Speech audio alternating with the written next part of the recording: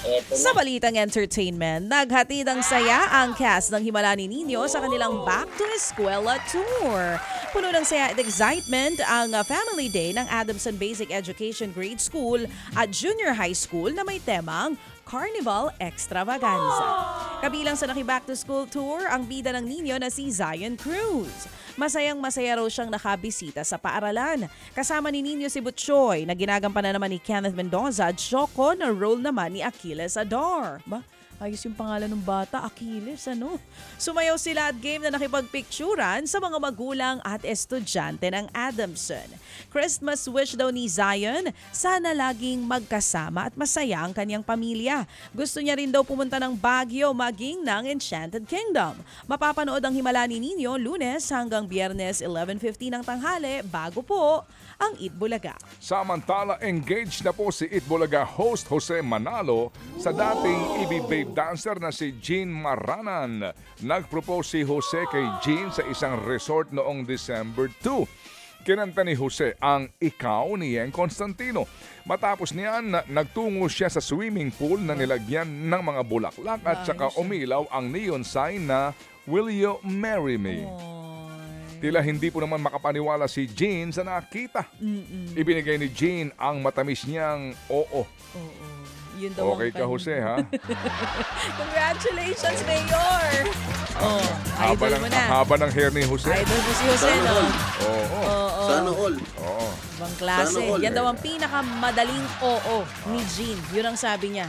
Pinakamadaling Sana all. oo. Alam mo, talagang dito... Sabi ni Erwin, sana all daw. Hindi. Alam mo, ang pinag-uusapan dito, talagang hindi, ha? Sabi kasi, the way to a man's heart is through the stomach. Kayo yon. Dapat magaling magluto yung babae. Sa amin ding mga babae, through our stomach. Yung kapag marunong kayo magpatawa. Yung sasakit yung tiyan namin sa katatawa. Diba? Dito, ang usapan dito, direct, hindi pagandahan lalaki, ha? Sabi ko Totoo sa yun. inyo, ha?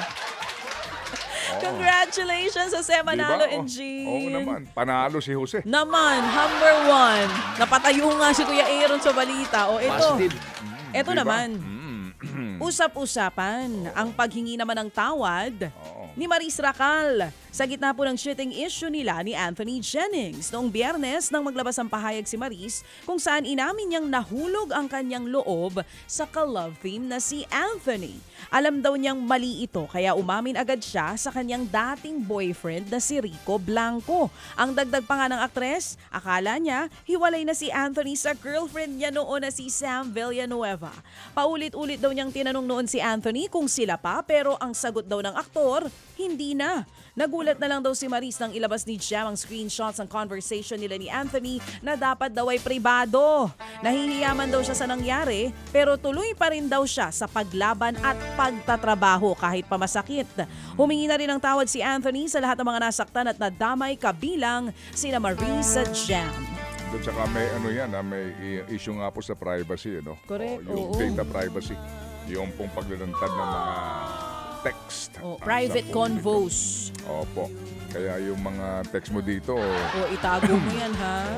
Kaya mo, Huwag mo i-screenshot yan at isi-send sa iba. in good hands yan. Thank you naman kung ganun. Okay. Sa ikatlong pagkakataon po naman ngayong 2024 ay dumalaw ang K-pop group na Enhypen sa Pilipinas para nga sa isang fan meet na inorganisa ng isang donut brand.